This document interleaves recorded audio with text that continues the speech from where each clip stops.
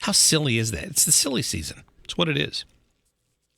So right now, somewhere at an undisclosed location in Jefferson City, the 10 electors who are going to cast their vote today in Missouri are gathering. They're supposed to vote at around 2 o'clock, I'm told.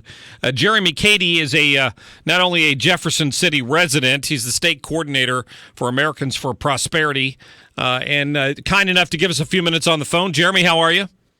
I'm doing well today. Yourself? I'm doing well. I know you had to venture out to check out some things for us. Are you freezing to death? No, I'm actually inside the Capitol building, so they've got the heaters on, and it's nice, warm and toasty. That's good. So tell me what you've seen down there. I was told earlier from a radio reporter in Jefferson City that some of these protesters were gaining access to the Senate chambers where this vote's going to take place. Yeah, that's what it looks like. There was a number of protesters standing outside, kind of circling the Capitol building, because it is quite chilly outside, and they're kind of moving around. I spoke to a couple of them, and then there's basically a line that has formed. So there's a certain number of people that are going to be allowed inside the chamber where that vote's going to take place. And I'd say there's activists on both sides of the coin as far as that goes, waiting in that line to see if they'll be able to gain access to the actual chamber where the vote will take place. Well, that's good news. When you had a chance to talk to them, what did they have to say to you? Well, some of the protesters, I spoke to a young gentleman from St. Louis, and I think many of them have been out here since about noon.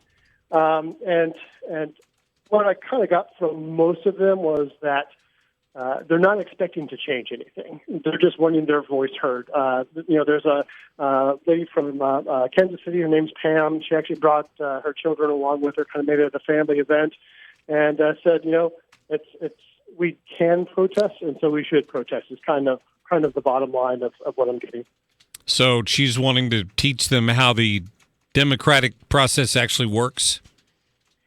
Hopefully there's some by convincing them that if you're unhappy with the outcome of the election, you're welcome to express yourself like Mom's doing down here. Meanwhile, some of Mom's compatriots are sending death threats to these poor electors. I mean, it's really gotten out of hands in some cases. Yeah, I've heard from some of the electors themselves hadn't arrived as of yet. I think they arrived in the building at about 1:30, so right about now they should be getting in. But I've spoke to a couple beforehand, and some of the emails that they have received, number one, very large quantity of them, and number two, some of them are not so nice. Yeah, I'll bet not. Now, do you think you're going to get an opportunity to make it into the Senate chamber? Will you get to see this when it goes down? That I'm not sure of, and so I might. They do have another viewing room in another chamber, so I'll probably be able to get to have the opportunity to witness it from that vantage point, but to actually view it inside the chamber where it will be taking place, probably not. But plenty of a little bit too late. Plenty of security, though. I mean, have you ever? I guess I should ask this, Jeremy. Have you ever been in Jeff City, let's say 4 years ago or 8 years ago, on Elector Day, to see the difference between what it's normally like and versus what it's like today? I can't tell as far as because I have not been here whenever the electors have come in before. But I do know, just from my being here on a regular basis, that security is much more heightened than it usually is. So there's far more officers in the building than there often is.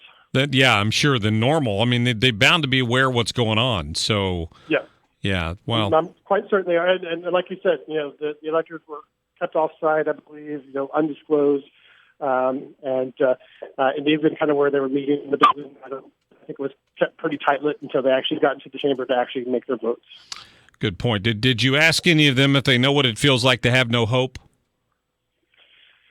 As far as the protesters go? I'm just teasing you. That's what Michelle Obama said, that we all know now what it feels like to have no hope. So that's funny. Understood. That's all right. Cut you off guard. Jeremy Cady with Americans for Prosperity. I appreciate you giving me some time and walking over to the Capitol on such a freezing cold day. No problem.